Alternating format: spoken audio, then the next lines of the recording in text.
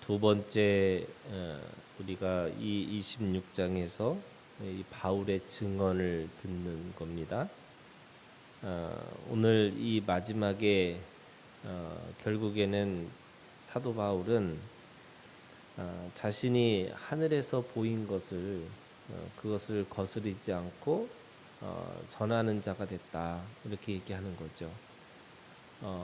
우리가 보고 듣고 그것을 말하는 자로 살아가는 거 결국에는 우리가 가지고 있는 믿음이라고 하는 것은 자기가 본 만큼 믿는 거고요. 그리고 본 만큼 말할 수 있다 이렇게 얘기하는 겁니다.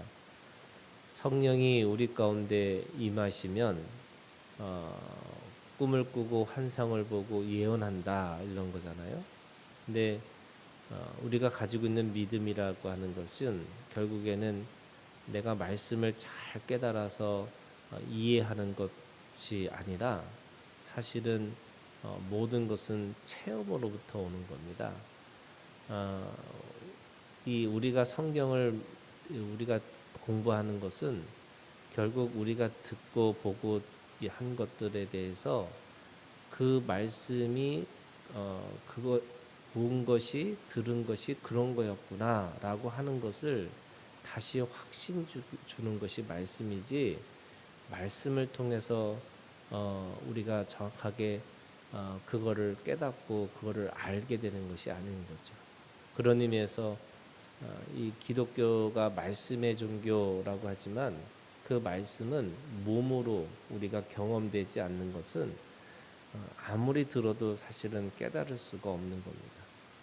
그래서 우리가 가지고 있는 이 믿음이라고 하는 것이 어떤 거냐면 자신이 인생 속에서 경험한 것들을 그를 말씀을 통해서 확증해 주는 거예요. 내가 지금까지 경험했던 것이 이런 거였구나 라고 하는 겁니다. 그래서 이 말씀 공부를 하는 사람들에게 최고의 그 고백이 뭐냐면요. 자기가 이 경험을 한 것이 이런 건지를 이제 알았습니다. 이런 거예요. 그러니까 말씀을 통해서 하나님을 아는 게 이 말씀을 통해서 우리가 하나님을 아는 것이 아니라 사실은 인생 속에서 다 경험되어지는 것을 말씀을 통해서 그렇게 그것이 내가 경험했던 것이 내가 본 것이 그런 거였구나 이런 걸 깨닫게 되는 거거든요. 바울도 마찬가지입니다.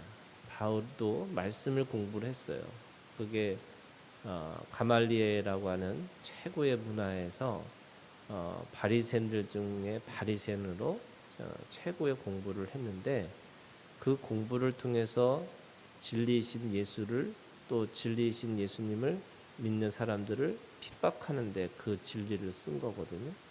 그런데 오늘 이 말씀에 보니까 하늘에서 보이신 것을 내가 거슬리지 아니하고 이렇게 됐습니다. 그러니까 그 모든 학문이 그 예수 다메섹 도상에서 예수를 만난 그 사건으로 다 이해가 되어진 거예요. 또 그 자신이 어떤 삶을 살아야 되는지를 확증했다 이렇게 얘기하는 겁니다.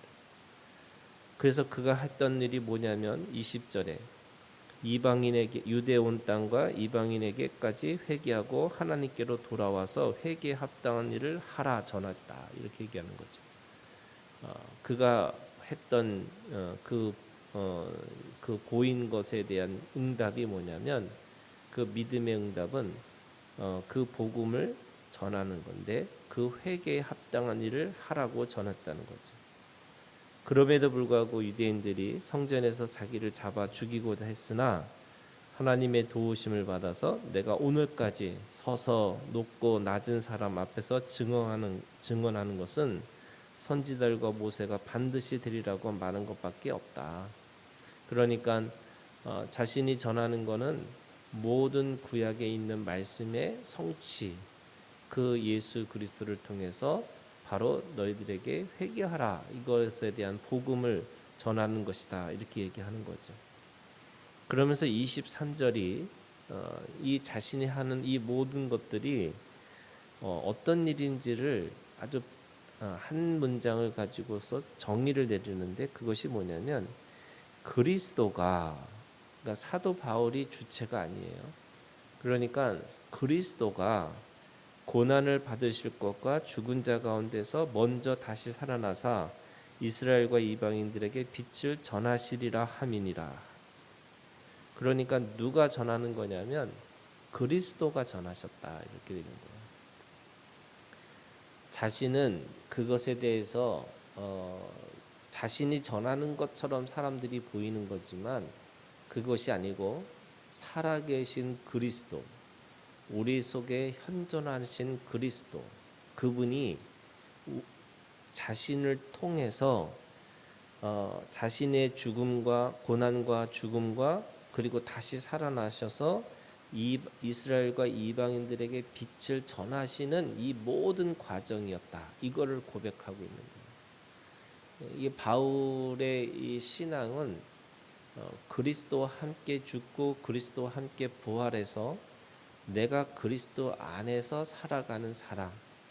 그렇기 때문에 내가 결정하고 내가 하는 것처럼 보였지만 사실은 그리스도가 일하신다고 분명한 고백을 하고 있다는 겁니다.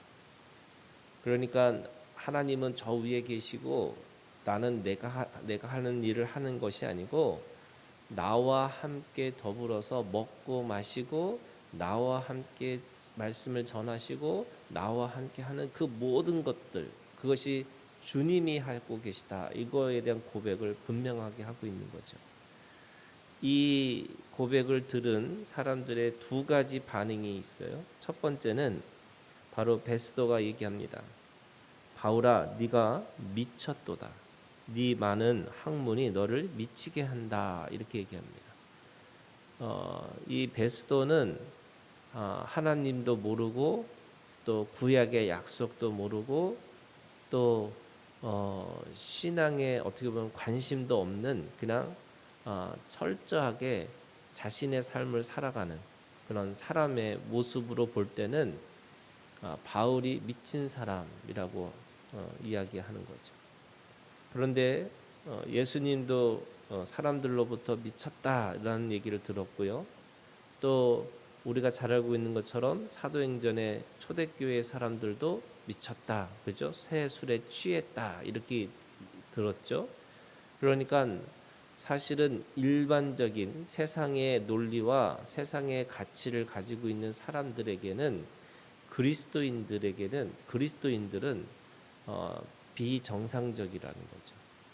왜냐하면 그런 거잖아요. 예수님의 삶이라는 것은 애매한 고난을 뒤집어 쓰고 사시는 거고, 그리고 그 애매한 고난 가운데 그것을 진리의 삶이라고 말씀하고 계시고, 사랑하는데 죽기까지 사랑하고 죄인 이 자신의 원수까지 사랑하는 거라고 말씀하고 있기 때문에 그렇고, 또 그 삶이라고 하는 것은 세상에 자기를 보호하고 자기의 욕구를 채우고 그리고 서로 경쟁해서 더 많은 것을 차지하는 것, 수단과 방법을 가리지 않고 자신의 욕망을 채우는 것이 세상의 이치인데 오히려 이 사람들은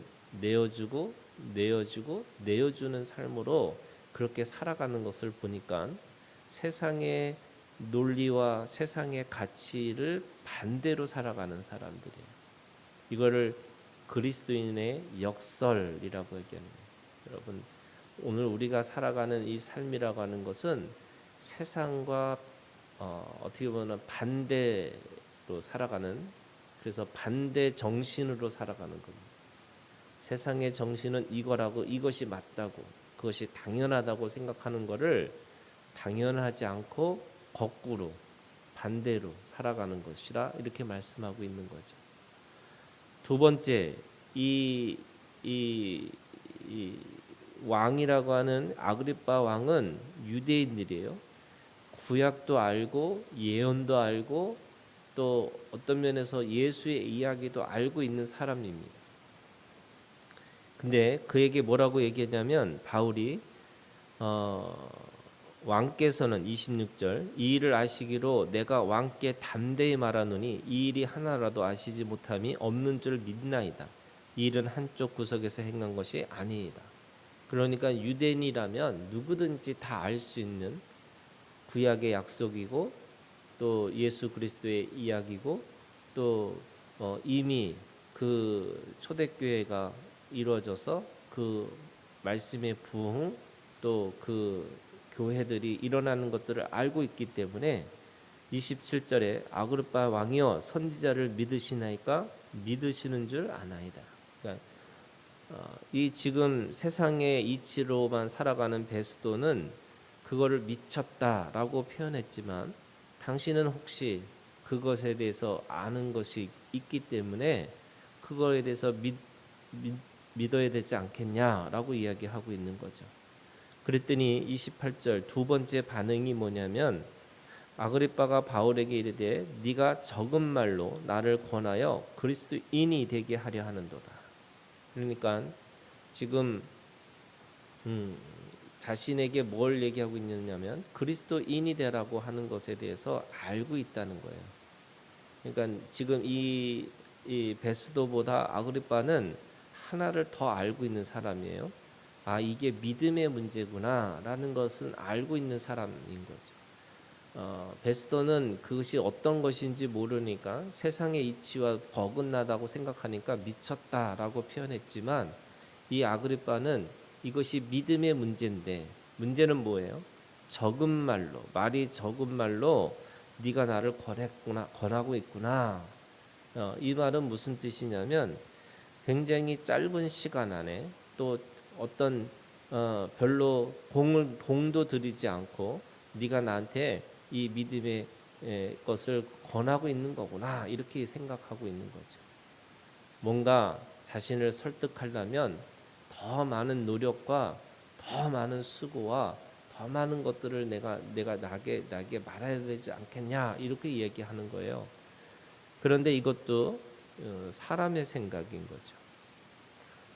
우리가 가지고 있는 이 믿음이라는 것은 이미 하나님께서 창세 전에 그리고 이미 어머니 뱃속에도 있기도 전에 있었던 하나님의 역사라는 거예요. 그러면 그것이 어떤 시간과 상관없는 거고 어떤 노력과 어떤 열심하고 아무 상관이 없는 건데 이 믿음은 믿음의 역사라는 건 알고 있지만 그것도 어떻게 이해하냐면 뭔가 사람의 수고와 사람의 열심을 가지고 있어야지만 믿어진다 이런 거예요. 이걸 뭐라고 그러냐면 종교라고 얘기하는 거예요. 여러분 종교는요 끊임없이 우리한테 뭔가 노력하고 열심히 해야지만 하늘에 도달할 수 있다고 가르치는 거예요. 그러니까 이렇게 설렁설렁 믿으면 안 된다고 가르치는 게 종교예요. 그게 유대인들이 가지고 있는 이 바리새인들과 사두개인들의 똑같은 생각이 뭐냐면 뭔가 하나님 앞에서 내가 끊임없이 열심히 그 일을 해야지만 하나님 앞에 우리가 천국을 갈 수 있을 것이다 이렇게 얘기하는 거죠. 그런데 그것이 잘못된 거잖아요. 복음이라고 하는 것은 믿음을 통해서 이미 그 천국을 차지한다라는 거예요. 우리의 구원의 역사는 믿는 것으로 인해서 그것이 천국을 가는 거지 내가 그 어떤 노력과 열심을 통해서 천국을 가는 것이 아니다. 그게 이미 창세전에 어머니 뱃속에도 있기도 전에 이미 오늘 우리 가운데 주신 선물이라고 하는 거예요. 그러니까 지금 이 아그리빠 왕도 유대인들처럼 어떻게 보면은 내가 뭔가 노력하고 열심히 해야지만 이게 사람의 열심이에요. 하나님의 열심이 아니고.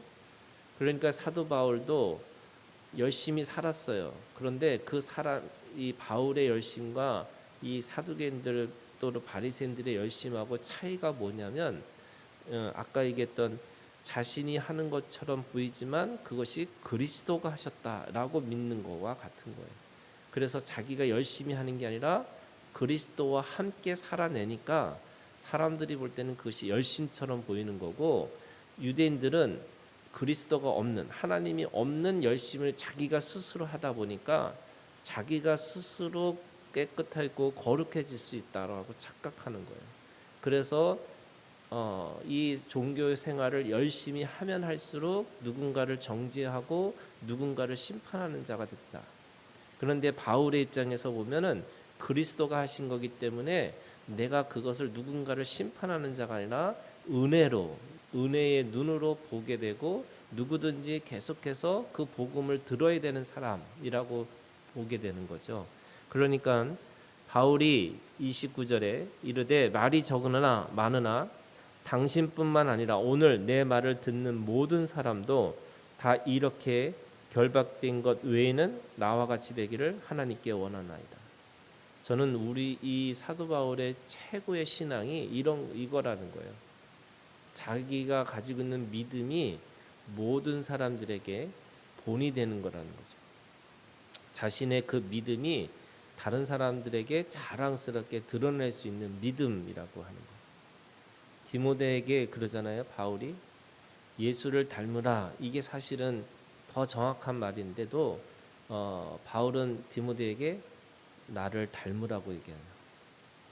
나를 본받으라고 얘기합니다. 그게 무슨 뜻일까? 예수님을 본받는 것에 대해서는 바울이 부정한 게 아니고 자신이 뭔가 교주처럼 얘기하는 게 아니고 사람들에게 이렇게 얘기하는 거죠. 내가 가지고 있는 이 믿음이 내가 그리스도를 닮는 그 믿음의 것과 같다라고 얘기하면서 자신의 믿음에 대한 확신이 있는 거예요. 저는 그게 우리가 가지고 있는 믿음의 마지막 최고가 뭐냐면 모든 사람들에게 내가 복음으로 누군가를 낳고 누군가에게 나를 닮으라 이렇게 얘기하는 것이 우리의 신앙의 마지막 정점이라고 하는 거죠. 우리가 가지고 있는 믿음이라는 것은 보여주는 거예요. 드러내는 거예요. 열매예요. 그런데 그 열매를 맺지 못한 상태에서 그냥 생각으로만 믿는 사람들은 나를 닮으라고 말할 수가 없는 거죠. 그러니까 지금 오늘 이런 거예요. 내가 결박된 거 이거는 이것에 대해서는 내가 똑같이 당신들에게 결박당하라는 게 아니고 내가 가지고 있는 이거 외에는 나를 닮고 내 모습이 이것이 믿음의 삶이라는 것을 당신들도 똑같이 그렇게 되어지기를 원한다 이렇게 얘기합니다. 자신의 믿음에 대한 이야기를 하는 거죠. 그랬더니 30절부터 32절에 바울이 죄가 없다 이거죠. 그래서 32절에 보니까 아그리빠가 베스도에게 이르되 이 사람이 만일 가이사에게 상소하지 아니하였더라면 석방될 수 있을 뻔하였다. 이게 오히려 상소가 된 것이 그를 잡아두는 계기가 됐고 나중에 로마에 가서 죽는 것을 알 수 있잖아요. 그러면 세상의 이치로 얘기하면 그 상소했던 것이 사람들에게 이게 그가 그냥 애매하게 죽고 또 그걸 통해서 이게 뭔가 이 바울이 어리석은 일을 한 것처럼 생각되는 거지만 우리는 이것이 하나님이 그를 로마로 보내셔서 로마에 가서도 그 증인의 삶으로 증언하라라고 하는 명령의 말씀을 복종하고 순종하는 사건이라고 하는 것을 알 수가 있습니다. 우리가 예수 그리스도의 밖에 있을 때는 모든 것이 후회하고 모든 것이 안타까움으로 그렇게 살아가는 인생이었다면 예수 그리스도 안에 있으면 어떤 것도 후회가 없는 거고 후회 없는 삶으로 우리를 끌고 가신다고 말씀하시는 거예요. 그런 의미에서 오늘도 우리가 예수 그리스도 안에서 후회 없는 삶으로 또 어떤 것도 후회할 수 없는 일이라는 것을 분명하게 깨닫고 오늘도 하나님 앞에 살아가는 우리가 되기를 주님의 이름으로 축원합니다.